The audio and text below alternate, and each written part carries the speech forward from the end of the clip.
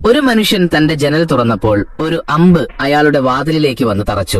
ആശയക്കുഴപ്പത്തിലായ അയാൾ അതിൽ കെട്ടിയ കത്തെടുത്തു നോക്കി. അതിൽ ഇങ്ങനെ എഴുതിയിരുന്നു: ഈ കൊട്ടയിലുള്ള തോക്ക് ഉപയോഗിച്ച് ആകാശത്തേക്ക് വെടിവെച്ചാൽ അജ്ഞാതനായ ആ മനുഷ്യൻ 1 വർഷത്തേക്ക് നിന്റെ വാടക അടയ്ക്കും. ഇതൊരു മികച്ച ഡീലായി തോന്നിയതുകൊണ്ട് അധികം ചിന്തിക്കാതെ അയാൾ തോക്കിലുണ്ട നിറച്ച് ആകാശത്തേക്ക് വെടിവെച്ചു. അതേസമയം അടുത്തുള്ള ഒരു ഡ്രൈവർ തന്റെ കാറിൽ കയറിയപ്പോൾ ഡാഷ്ബോർഡിൽ ഒരു കുറിപ്പ് കണ്ടു. അതിൽ ഇങ്ങനെ എഴുതിയിരുന്നു: ഒരു വെടിയൊച്ച കേൾക്കുമ്പോൾ ജ്വല്ലറിയിലേക്ക് പോകുക. അത് ചെയ്താൽ അജ്ഞാതനായ ആ മനുഷ്യൻ നിന്റെ കാർ ലോൺ അടച്ചു തീർക്കും. ഡ്രൈവർ അത് കാര്യമാക്കിയില്ല.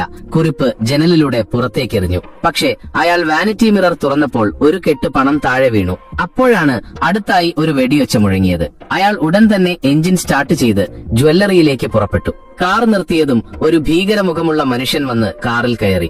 അയാൾ ഡ്രൈവറോട് അനങ്ങാതെ അവിടെ തന്നെ ഇരിക്കാൻ പറഞ്ഞു. എന്നിട്ട് കാറിൽ നിന്ന് ഒരു നിഗൂഢമായ കത്തെടുത്ത് ജ്വല്ലറി കടയുടമയ്ക്ക് നൽകി.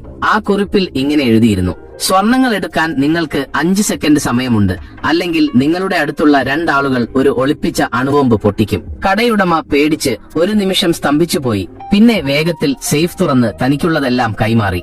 അയാൾക്ക് അറിയാത്ത ഒരു കാര്യമുണ്ടായിരുന്നു. ആ 2 ആളുകളോട് ദേഷ്യത്തോടെ നോക്കി നിൽക്കാൻ മാത്രമാണ് പറഞ്ഞിരുന്നത്. അങ്ങനെയാണ് അവർക്ക് വില കൂടിയ സ്വർണമുള്ള പെട്ടി ലഭിച്ചത്. പിന്നീട് കുറച്ച് ഡെലിവറി ജോലിക്കാർ വന്ന് പായ്ക്ക് ചെയ്ത സ്വർണങ്ങൾ എടുത്ത് ഡ്രൈവറുടെ ഡിക്കിയിൽ കയറ്റി. അവർ തിരിച്ച് എവിടെ നിന്നാണോ തുടങ്ങിയത് അങ്ങോട്ട് പോകാൻ ഡ്രൈവറോട് പറഞ്ഞു.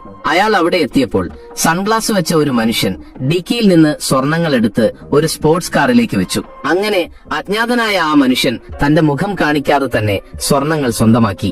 അതിനുശേഷം പോലീസ് എല്ലാവരെയും ചോദ്യം ചെയ്യാൻ വിളിച്ചു. എന്നാൽ വിചിത്രമെന്ന് പറയട്ടെ, അവരാരും പരസ്പരം അറിയുന്നില്ലായിരുന്നു. തങ്ങളൊരു സ്വർണ്ണ കവർച്ചയുടെ ഭാഗമായിരുന്നുവെന്ന് ആരും മനസ്സിലാക്കിയതുമില്ല. പോലീസ് അവസാനത്തെ ആളായ സൺഗ്ലാസ് വെച്ച മനുഷ്യനിലേക്ക് തിരിഞ്ഞു. എന്നാൽ അയാൾ താനൊന്നും കണ്ടില്ലെന്ന് പറഞ്ഞു. നിങ്ങൾക്ക് കാഴ്ചയില്ലേ? ആരാണിയാൾ എന്ന് പോലീസ് ചോദിച്ചു. അയാളുടെ ഏക ജോലി ഒരു ബാഗ് എടുത്ത് 5 ചുവടുകൾ മുന്നോട്ട് നടക്കുക എന്നത് മാത്രമായിരുന്നു. അത് കഴിഞ്ഞാൽ അയാളുടെ കാഴ്ചശക്തി ശരിയാക്കാമെന്ന് പറഞ്ഞിരുന്നു. അടുത്ത പാർട്ട് വീഡിയോക്കായി ചാനൽ സബ്സ്ക്രൈബ് ചെയ്യുക.